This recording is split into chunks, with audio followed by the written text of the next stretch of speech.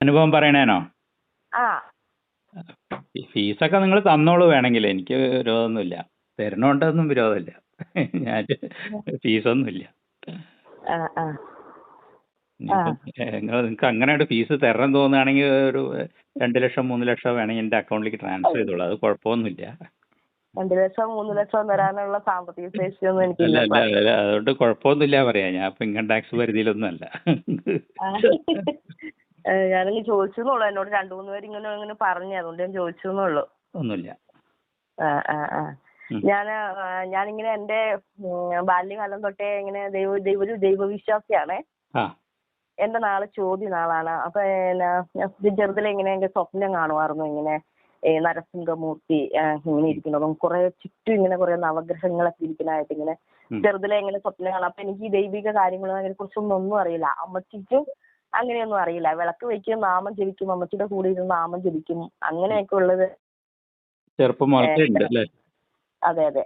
പിന്നെ ശ്രീരാമന്റെയും സീതാദേവിയുടെ ഒക്കെ കഥ കേൾക്കാൻ എനിക്ക് ഭയങ്കര ഇഷ്ടമായിരുന്നു. അപ്പൊ സ്കൂളിലൂടെ കുറച്ച് ഭാഗങ്ങൾ കേട്ടിട്ടുണ്ടെങ്കിലും ആദ്യം മുതൽ അവസാനം വരെ കേൾക്കാൻ എനിക്ക് ഒത്തിരി ആഗ്രഹമായിരുന്നു. ഞാൻ അമ്മയോടൊന്നും ചോദിക്കാറില്ല, കാരണം അമ്മയ്ക്കൊന്നും അറിയത്തില്ല. അമ്മയൊന്നും കാരണവന്മാര് ഇങ്ങനെ പറഞ്ഞു കേട്ടിട്ടുണ്ടെങ്കിലേ അമ്മമാർക്ക് അറിയാൻ പറ്റുള്ളൂ. അപ്പൊ അമ്മമാർക്ക് അറിയാൻ പറ്റിയാണ് അവർക്കും അവരുടെ തലമുറകൾക്ക് ഇങ്ങനെ പറഞ്ഞു കൊടുക്കാൻ പറ്റുള്ളൂ. അപ്പൊ ഞാൻ അമ്മയുടെ അടുത്ത് ചോദിച്ചിട്ടില്ല. ഒരു ദിവസം ഞാനിങ്ങനെ എൻ്റെ വീട്ടിലിങ്ങനെ ചെറുതിലെ ഒരു 6ൽ പഠിക്കുമ്പോഴാണ് തോന്നുന്നു, എനിക്ക് കൃത്യമായിട്ട് ഓർമ്മയില്ല. ഞാനിങ്ങനെ ഇരിക്കുമ്പോൾ എൻ്റെ വീടിന്റെ തൊട്ടടുത്തൊരു വീട്ടിൽ ചേച്ചി ഇങ്ങനെ വീടിന്റെ ഫ്രണ്ടിൽ ഇരിക്കും. ഞങ്ങൾ മലങ്കര എസ്റ്റേറ്റിലാണ് താമസിക്കുന്നത്. നല്ല മൊത്തം ഇങ്ങനെ ഈ നിരന്നുള്ള വീടുകളാണ്. അതിൽ ഓരോ റൂമുകളാണ് ഓരോരുത്തർക്ക്. എൻ്റെ അച്ഛനും അമ്മച്ചിക്കും അവിടെ റബ്ബർ വെട്ടായിരുന്നു. ഞങ്ങൾ 8 മക്കളാണ്. അതിൽ 3 പെണ്ണും 5 ആണും. എന്നിട്ട് ഞാനവിടെ ഇരിക്കുമ്പോൾ ഈ ചേച്ചി ഇങ്ങനെ ഞാനും അടുത്ത് പോയിരുന്നു. അപ്പൊ ചേച്ചി ഇങ്ങനെ ഓരോന്നും പറഞ്ഞു തരും. ഇപ്പൊ സീതയുടെയും രാമന്റെയും കാര്യങ്ങൾ പറയുന്നത്. അപ്പൊ എനിക്ക് എവിടെ ദൈവിക കാര്യങ്ങൾ പറയുന്നുണ്ടോ പെട്ടെന്ന് എന്റെ ചെവി അവിടെ പിടിച്ചു നിർത്തും. പെട്ടെന്ന് എനിക്ക്. അപ്പൊ ഞാൻ അവിടെ ഇരുന്നു. ആ അതെ അതെ അതെ. അപ്പൊ ഞാൻ പറഞ്ഞു, ചേച്ചി എനിക്ക് കേൾക്കാൻ ഇഷ്ടമാണ്. അപ്പൊ ചേച്ചി അത് പൂർത്തീകരിച്ച് പറഞ്ഞില്ല, എങ്കിലും ഒരു സമയം ഏകദേശം ഒരു കുറച്ച് ഭാഗങ്ങളൊക്കെ പറഞ്ഞു. ഞാൻ കേൾക്കാൻ ആഗ്രഹിച്ച കാര്യങ്ങൾ കുറെയൊക്കെ ഞാൻ കേട്ടു. പിന്നെ എനിക്ക് എപ്പോഴും ഇങ്ങനെ ശ്രീകൃഷ്ണൻ ഇങ്ങനെ ഒഴുകി വരുന്നതും ഇങ്ങനെ ശ്രീകൃഷ്ണനെ എടുത്തുകൊണ്ട് പോണതും ശിവൻ ആരാന്നൊന്നും എനിക്കറിയില്ല. ഞാൻ ശിവസ്വാമിയുടെ ഒരു ഭക്തയാണ്. ശിവസ്വാമിനെ എനിക്ക് അത്രമാത്രം ഇഷ്ടമാണ്. ഞാൻ ഒരുപാട് ഇഷ്ടപ്പെടുന്ന ഒരാളാണ് ശിവസ്വാമി. ഞാൻ എൻ്റെ കല്യാണം കഴിഞ്ഞ പിന്നെ ഞാൻ സ്വാമീനെ ശരിക്കും ഞാൻ ഇങ്ങനെ ഇവിടെ എൻ്റെ വീട്ടിൽ വന്നേ പിന്നെ അവിടെ ആനിക്കാട് ശിവക്ഷേത്രം ഉണ്ട്, അവിടെ ഇങ്ങനെ പോയി അങ്ങനെയാണ് കൂടുതൽ സ്വാമിയോട് എനിക്കൊരു കൂടുതലൊരു ഇത് വന്നത്. അങ്ങനെ ഞാൻ അങ്ങനെ പോയി. അത് കഴിഞ്ഞ് കുറെ കാലങ്ങൾ കഴിഞ്ഞു. കല്യാണം കഴിച്ചു വിട്ടു. വീട്ടിലൊരു ചെറിയൊരു ഓല വീടായിരുന്നു. അച്ഛനും അമ്മയും എല്ലാവരും അടങ്ങിയ ഒരു കുടുംബമായിരുന്നു. ഞങ്ങൾ ഒരു ദിവസം ഇങ്ങനെ അപ്പൊ ചേട്ടന്മാര് പണിക്കൊക്കെ പോകുമ്പോൾ അവരുടെ കുട്ടികളെയൊക്കെ വീട്ടിൽ കൊണ്ട് ആക്കി വെച്ചാ പോകുന്നത്, അമ്മയും അച്ഛനൊക്കെ ഉള്ളത് കൊണ്ട്. അപ്പൊ അങ്ങനെ ഇരിക്കുമ്പോൾ ഞാൻ വീട്ടിൽ ഓരോ ജോലികൾ ചെയ്തുകൊണ്ടിരിക്കുമ്പോൾ വീടിന്റെ പുറവശത്തൂടെ നമ്മുടെ വീട്ടിലെ അച്ഛൻ പുറത്തൂടെ ഇങ്ങനെ കയറി മുകളിലേക്ക് പോവുക. അപ്പൊ കുറച്ച് കഴിഞ്ഞപ്പോൾ ഞാൻ പറഞ്ഞു, അമ്മ അച്ഛൻ കുറച്ചു നേരം ആയല്ലോ മുകളിലേക്ക് കയറി പോയിട്ട് തന്നെ ഇറങ്ങി വരാത്തേന്ന് വെച്ചപ്പോൾ ഞങ്ങളുടെ വീടിന്റെ മുകളിൽ അച്ഛൻ ഇല്ലിയുണ്ട്. ആ ഇല്ലിയുടെ ഭാഗത്തേക്കാണ് അച്ഛൻ കയറി പോണത്. അപ്പൊ പറഞ്ഞു, ഞാൻ വിചാരിച്ചത് ഇല്ലി വെട്ടാൻ പോയതായിരിക്കും എന്ന് വിചാരിച്ചത്. ഞാൻ വേണ്ടിയില്ല. അപ്പൊ ഒച്ചയൊന്നും കേൾക്കുന്നില്ല. അപ്പൊ അമ്മ പറഞ്ഞു, നിനക്ക് തോന്നിയതായിരിക്കും, അപ്പൻ പണിക്ക് പോയായിരുന്നു, അപ്പൻ എങ്ങനെയാ ഇവിടെ വരുന്നത്, അതിന് ദൂരേക്കല്ലേ പണിക്ക് പോയേക്കുന്നത്, നമ്മുടെ വീട്ടിൽ അവിടെ കുറച്ച് താഴെ ഒരു 100 മീറ്റർ താഴേക്ക് പോകണം. അപ്പൊ അന്നേരം ജോലിക്ക് പോയിരിക്കണം അല്ലേ? അതെ അതെ അതെ അതെ. അപ്പൊ മുകളിലേക്ക് പോണതാണ് അല്ലേ? നമ്മുടെ വീടിന്റെ പുറവശത്തെ മുറ്റം ഒരു ചെറിയ മുറ്റാണ്. പിന്നെ അങ്ങോട്ട് പാറകളും മരങ്ങളൊക്കെ ആയിട്ടാണ് വീടിന്റെ പറമ്പ് തന്നെയാണ്. അപ്പൊ ആ വീടിന്റെ അതിർത്തിയിലാണ് ഈ ഒരു ഇല്ലി നിൽക്കുന്നത്.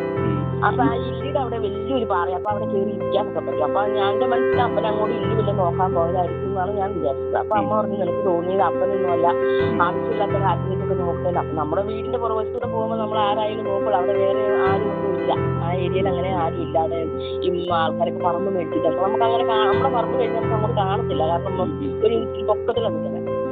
അപ്പൊ അന്നേരം അമ്മ കുറച്ച് കഴിയുമ്പോൾ അമ്മ പറഞ്ഞു, ആര് എതിലേ പോയാലും ആരുടെ പുറകെ പോവുകയോ വിളിക്കുകയോ ഒന്നും ചെയ്യരുതെന്ന് പറഞ്ഞു. അപ്പൊ അന്നേരം എന്റെ മനസ്സിലൊന്നും തോന്നിയില്ല, ആയില്ലാമേന്ന് പറഞ്ഞു. പിന്നെ കുറച്ച് ദിവസം വെച്ച് വിട്ട് അമ്മയുടെ പേര് തങ്കേന്നാണ്. അപ്പൊ തങ്കേന്ന് 3 വിളി കേട്ടു. 3 വിളി കേട്ട് കഴിഞ്ഞപ്പോ ഞാൻ അമ്മയുടെ അടുത്ത് പറഞ്ഞു, പിള്ളേരൊക്കെ ഒച്ച എടുക്കണോ നോക്കിക്ക്, അമ്മേനെ മുമ്പത്ത് നിന്ന് വിളിക്കണോ, ആ ചേട്ടത്തി അമ്മ എന്താന്ന് നോക്കാത്ത എന്നാന്ന് ചോദിച്ചു. എവിടെയാടി എന്ന് ചോദിച്ചപ്പോ അമ്മ മുമ്പത്ത് നിന്ന് വിളിക്കണോ അമ്മയെന്ന് പറഞ്ഞു. ഞാൻ ഓടിച്ചു ഞാൻ അവിടെ ആരെയും കണ്ടില്ല. അപ്പൊ നമ്മുടെ അടുത്ത വീട്ടിലെ ചേച്ചിയുടെ അമ്മയുടെ സ്വരമാണ് ഞാൻ കേട്ടത്. ഒരു ക്രിസ്ത്യൻസ് ആണ്. അപ്പൊ അമ്മ വീട്ടിലെ അമ്മ പറഞ്ഞു നിനക്ക് തോന്നിയത് അവിടെയൊന്നും ആരും വന്ന് വിളിക്കുന്നില്ല എന്ന് പറഞ്ഞു. ഇല്ല, ഞാൻ വ്യക്തമായിട്ട് കേട്ടതാ വിളിക്കണേന്ന് പറഞ്ഞു. നീ ഇങ്ങനെ ഓരോന്നും കേട്ടും കണ്ടിരുന്നു, ആര് വിളിച്ചാലൊന്നും വിളി കേൾക്കരുത് കേട്ടോ, 3 വിളി കഴിഞ്ഞതിന് ശേഷം 4ാമത്തെ വിളി വരുമ്പോൾ കേൾക്കാവുള്ളൂ എന്ന് അമ്മ പറഞ്ഞു. അതെന്താമ്മ അങ്ങനെയെന്ന് ചോദിച്ചു. അപ്പൊ അമ്മ ഒന്നുമില്ല എന്ന് പറഞ്ഞു. അതിനെക്കുറിച്ചൊന്നും പറഞ്ഞു തന്നില്ല. ഒത്തിരി പ്രായമുള്ള അമ്മയും അച്ഛനും നമുക്ക് ഒത്തിരി പ്രായമുള്ളവരായിരുന്നു. അപ്പൊ അവരുടെ കഥകളൊക്കെ എൻ്റെ അടുത്ത് പറഞ്ഞിട്ടുണ്ട്. ഇപ്പൊ ഞാൻ അവിടെയാണെങ്കിലും വീട്ടിൽ വിളക്ക് വെക്കുമ്പോൾ അന്നൊക്കെ അമ്മയാണ് വിളക്ക് വെക്കുന്നത്. അപ്പൊ അമ്മയുടെ അധികാരം നമുക്ക് കൈയടക്കാൻ പറ്റില്ലല്ലോ. 1 വർഷം കഴിഞ്ഞ് കഴിഞ്ഞപ്പോഴത്തേക്ക് ഞങ്ങൾ വേറെ മാറി, തൊട്ട് പറമ്പിൽ തന്നെ ഞങ്ങളൊരു ഷെഡ് കെട്ടി അങ്ങോട്ടേക്ക് മാറി. അപ്പൊ അവിടെ ഇങ്ങനെ ഇരുന്നപ്പോൾ ചേട്ടൻ അകലേക്കൊക്കെ പണിക്കൊക്കെ പോണത്. അച്ഛന്റെ കഥ പറഞ്ഞില്ല, അച്ഛൻ മുകളിലേക്ക് പോണത് കണ്ടു, അത് പറഞ്ഞില്ല. ശരി, അച്ഛൻ മുകളിലേക്ക് പോണത് കണ്ടു. അച്ഛൻ പണിക്ക് പോയിരുന്നു. അച്ഛൻ കൃത്യം 6 മണിയായപ്പോ കയറി വരുവാണ്. സന്ധ്യ ആയപ്പോ അച്ഛൻ കയറി വരിക, ജോലി കഴിഞ്ഞ് അച്ഛൻ കയറി വരുവാ. അപ്പൊ പോയത് വേറെ എന്തോ ആണ്. അമ്മയ്ക്കത് മനസ്സിലായി. അതുകൊണ്ടാണ് അമ്മ പറഞ്ഞത് അങ്ങനെ പോകുമ്പോ ആരെ പുറകെ പോവുകയോ വിളിക്കുകയോ ചെയ്യരുതെന്ന് അമ്മ പറഞ്ഞത്. കാണാതെ വിളിക്കരുത്. അച്ഛനെ പോലെ തന്നെ എനിക്ക് തോന്നിയതായിരിക്കും അച്ഛനല്ല. അമ്മയ്ക്കത് മനസ്സിലായി. അതുകൊണ്ട് അമ്മ അത് പറഞ്ഞു വന്ന് ഇനി മേലത് ആവർത്തിക്കരുത്. ആര് നമ്മുടെ പറമ്പിൽ കൂടി ആണെങ്കിലും എതിരെയാണെങ്കിലും പോകുന്ന കണ്ടാല് നമ്മളോട് എന്തെങ്കിലും ചോദിച്ചാൽ അതിന് സമാധാനം പറയുക, അല്ലാണ്ട് പുറകെ പോകരുത് എന്ന് അമ്മ പറഞ്ഞു തന്നു. അത് പിന്നെ അച്ഛൻ വന്നപ്പോൾ ഞാൻ അച്ഛൻ്റെ അടുത്ത് പറഞ്ഞു. അച്ഛൻ പറഞ്ഞു തോന്നിയതായിരിക്കും കൊച്ചെന്ന് പറഞ്ഞു എൻ്റെ അടുത്ത്. അപ്പൊ അങ്ങനെ ആയിരിക്കും എന്ന് ഞാൻ കരുതി. പിന്നെ പിന്നെ അങ്ങനെ അങ്ങ് തീർന്നു. അപ്പൊ അച്ഛനും അമ്മയൊക്കെ ഇവരൊക്കെ പറയുന്നത് കേട്ടാൽ നമ്മുടെ വഴിയിലൂടെ ഇങ്ങനെ പൂക്കുവരെ കൊണ്ട് അർദ്ധരാത്രി നോക്കുമ്പോൾ വിളക്ക് കത്തിച്ചൊക്കെ പോകുന്നത് കാണാം. ആരാ എന്താണെന്നൊന്നും ഇതുവരെ ആരും ഒന്നും നോക്കിയിട്ടില്ല എന്നൊക്കെ അമ്മ ഇങ്ങനെ പറഞ്ഞ് ഞാൻ കേട്ടിട്ടുണ്ട്. അത് കഴിഞ്ഞ് പിന്നെ എന്റെ കല്യാണമൊക്കെ കഴിഞ്ഞ് ഇങ്ങനെ എനിക്ക് തന്നെ തോന്നി, എനിക്ക് പിള്ളേരൊന്നും ഇല്ലായിരുന്നു. അപ്പൊ ഞാനിങ്ങനെ ഒരുപാട് വ്രതങ്ങൾ എടുക്കുന്നത് എങ്ങനെയാണോ അതിനെക്കുറിച്ച് എന്താണെന്നൊന്നും എനിക്കറിയില്ല. എങ്കിലും എനിക്കറിയാവുന്ന രീതിയിൽ വ്രതങ്ങളൊക്കെ, അന്ന് നമുക്ക് മൊബൈലും കാര്യങ്ങളൊന്നും ഇല്ല. അങ്ങനെ ഞാൻ വ്രതങ്ങൾ എടുത്ത് ഞാൻ ഒരുപാട് മൗനവ്രതം. അപ്പൊ ഞാൻ മൗനവ്രതം എടുക്കുന്ന സമയത്ത് ഞാൻ പറയും, ദൈവമേ ആരും കയറി വരില്ലേ, ആരും കയറി വന്ന് വിളിക്കല്ലേ, വിളിച്ചാൽ എന്റെ മൗനവ്രതം മുടങ്ങുമല്ലോ. അപ്പൊ ആരോടും അറിയാതെ അപ്പൊ അങ്ങനെയൊക്കെ ചെയ്ത് കഴിയുമ്പോൾ എന്റെ കെട്ടിയൻ തന്നെ പറഞ്ഞിട്ടുണ്ട് എനിക്ക് ഭ്രാന്താണ്. അപ്പൊ ഞാൻ ഇങ്ങനെ അകത്ത് കയറി ഇരുന്ന് വിളക്ക് വെച്ച് ഇങ്ങനെ പ്രാർത്ഥിച്ച് അവിടെ ഇരിക്കും. പ്രാർത്ഥിച്ച് ഇങ്ങനെ ഇരുന്ന് ഒത്തിരി സമയം കഴിഞ്ഞിട്ട് ഞാനങ്ങ് ഉറങ്ങിപ്പോയി. അപ്പൊ എന്റെ ചുറ്റും ഇങ്ങനെ ഒത്തിരി കുട്ടികൾ ഇരിക്കുന്നതും ഒരു ഭയങ്കര ഒരു ചടങ്ങോട് കൂടിയൊക്കെ ഞാൻ സ്വപ്നത്തിൽ കാണുന്നത്. അപ്പൊ എനിക്ക് എഴുന്നേക്കണമെന്നുണ്ട്. പക്ഷെ ഞാൻ ഉണർന്നു കിടക്കുക. പക്ഷെ എനിക്ക് എഴുന്നേക്കാൻ പറ്റുന്നില്ല. എന്ത് ചെയ്താൽ എനിക്ക് എഴുന്നേക്കാം. പക്ഷെ നമുക്ക് നല്ല ബോധമുണ്ട്. എനിക്ക് എഴുന്നേറ്റ് വരാൻ പറ്റുന്നില്ല. അപ്പൊ ഞാൻ വിചാരിച്ചു, ദൈവമേ ആരെങ്കിലും വന്നൊന്ന് കഥകയിലൊന്ന് മുട്ടിയായിരുന്നെങ്കിൽ ഞാനൊന്ന് ഉണർന്നു വന്നേനായിരുന്നു. എനിക്ക് ഉണരാൻ പറ്റുന്നില്ലല്ലോ, എന്ത് ചെയ്തിട്ട് എനിക്ക് ഉണരാൻ പറ്റുന്നില്ല. പക്ഷെ എനിക്ക് നല്ല ബോധമുണ്ട്. അപ്പൊ അത് കഴിഞ്ഞ് കുറച്ച് കഴിഞ്ഞപ്പോൾ ആരോ വന്ന് കഥകിലേക്ക് മുട്ടി എന്നെ വിളിക്കുന്നുണ്ട്. എന്റെ പേര് വിളിച്ചു. അപ്പൊ ഞാൻ അയ്യോ ചേർത്തിയാണല്ലോ, അടുത്ത വീട്ടിൽ ചേച്ചിയാണല്ലോ എന്ന് പറഞ്ഞ് ഞാൻ ചാടി എഴുതി. അപ്പൊ എനിക്ക് ഉണർന്ന് ഞാൻ എഴുന്നേറ്റ്, ഭഗവാനെ സന്ധ്യ സമയം കഴിഞ്ഞു, എന്നാലും എന്നാ ഒരു 5 മണി കഴിഞ്ഞു. അപ്പൊ ഞാൻ ഓർത്തു, ഞാൻ മൗനവ്രതത്തിലായിരിക്കും, നീ അവിടെ വന്ന് വിളിക്കുകയും ചെയ്തു. ഞാൻ എന്താ സംസാരിക്കണം, ഞാൻ സംസാരിക്കാൻ പോവുകയാണ്, എന്തെങ്കിലും തെറ്റുണ്ടോ എന്നോട് ക്ഷമിക്കണേ ഭഗവാനെന്ന് പറഞ്ഞ് ഞാൻ വാതിൽ തുറന്നു. അപ്പൊ ഞാൻ വിളക്കൊക്കെ പെട്ടെന്ന് എടുത്ത് മാറ്റി വെച്ചു. ഞാൻ ഉറങ്ങിപ്പോയി ചേച്ചിന്ന് പറഞ്ഞാൽ പിന്നെ അവർ കയറി വന്നു, കുറെ വർത്താനമൊക്കെ പറഞ്ഞ് അവർക്ക് ചായയും കൊടുത്തു. അവരങ്ങ് പോയി. അങ്ങനെ ആ കഥയങ്ങ് തീർന്നു.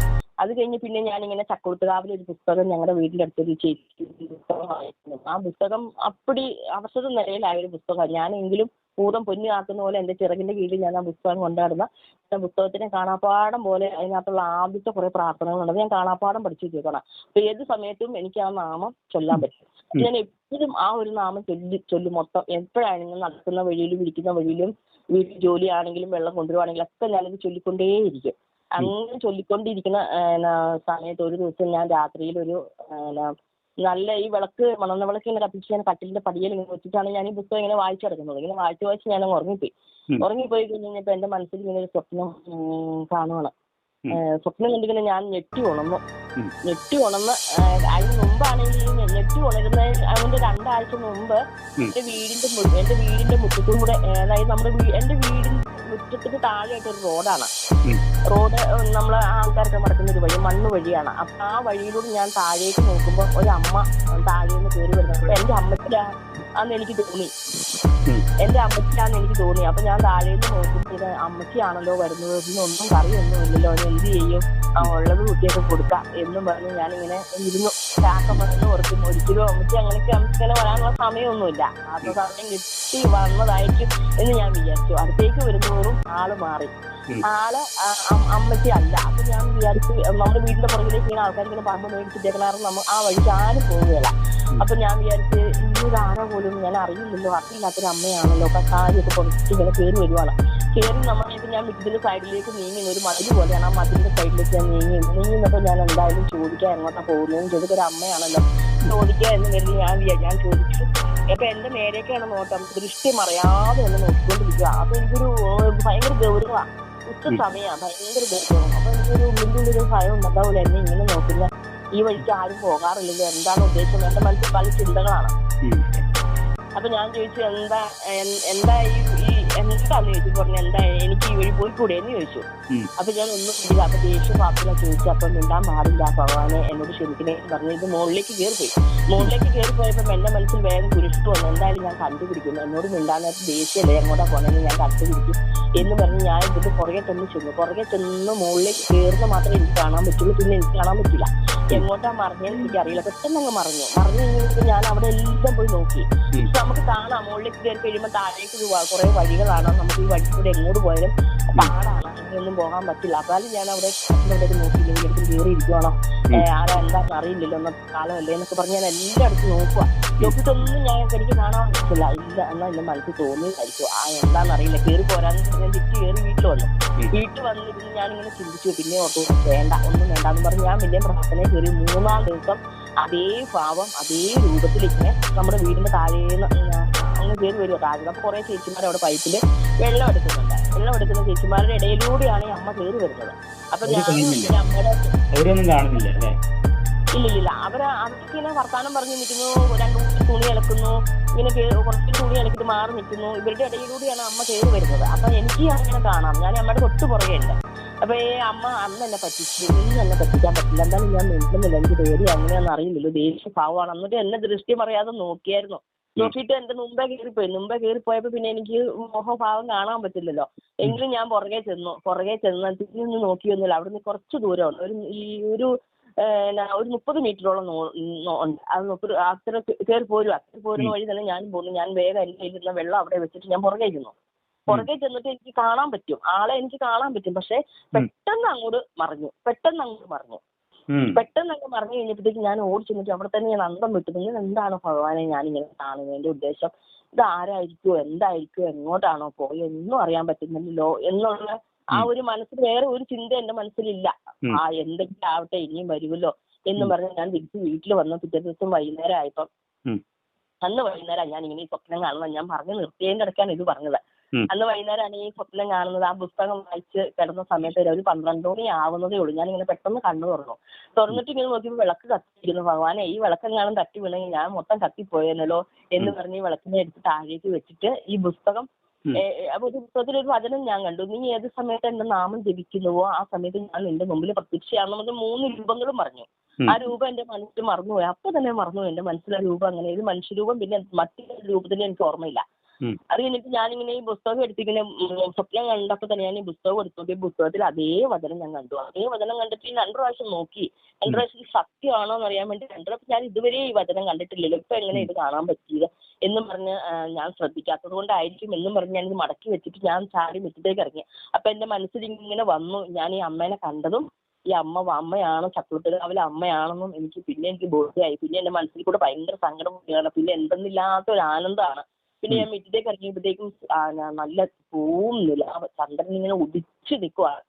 ആ ഒരു പ്രകൃതി എന്ന് വെച്ചാൽ നമുക്ക് പറയാൻ പറ്റാത്തൊരു പ്രകൃതിയായിരുന്നു. 12 മണി സമയത്ത് അത്ര മനോഹരമായ ഒരു കാഴ്ചയാണ് ഞങ്ങളുടെ ആ പരിസരത്ത് ഞാൻ കണ്ടത്. ഞാനിത് ഓർക്കും, ഇത് ആരോടാണ് പറയണത്, ഇത് എങ്ങനെ ഒരു ഫോട്ടോ എടുത്ത് വെച്ചാൽ എത്ര മനോഹരമാണ് ഇത് കാണാൻ എന്ന് പറഞ്ഞുകൊണ്ട് എൻ്റെ മേലെ ആ സ്ഥലം കുളിർന്നു കയറുന്ന ഒരു അനുഭവമായിരുന്നു എനിക്ക് ഉണ്ടായില്ല. പിന്നെ എനിക്ക് ആ സന്തോഷങ്ങൾ എന്താ പറയണ്ടേന്ന് എനിക്കറിയില്ല. എൻ്റെ അമ്മ എൻ്റെ അടുത്ത് വന്നോലും എൻ്റെ അമ്മയുടെ എനിക്കൊരു വാക്ക് മിണ്ടാൻ പറ്റിയില്ലല്ലോ എന്നുള്ളൊരു സങ്കടമായിരുന്നു. എനിക്ക് ഒരുപാട് കാര്യങ്ങൾ പറയാനുണ്ട് അമ്മേ. ഞാൻ ഒറ്റപ്പെട്ടൊരു ജീവിതമാണ്, എനിക്ക് ഒത്തിരി പറയാനുണ്ടല്ലോ അമ്മ എന്ന് പറഞ്ഞ് ഞാൻ ഒത്തിരി കരയുക. കരഞ്ഞു കഴിഞ്ഞപ്പോൾ എനിക്ക് ബോധം പിടിക്കും, ദൈവമേ 12 മണി സമയമാണ്, ഞാൻ ഇവിടെ നിൽക്കുന്നത് ശരിയല്ലല്ലോ എന്ന് ഓർത്തുകൊണ്ട് ചാടി പെരക്കകത്തേക്ക് കയറി. അന്നേരം എനിക്കൊരു പേടി വന്നു. ചാടി പെരക്കകത്തേക്ക് കയറി. എനിക്ക് ഒന്നിനോട് അങ്ങനെ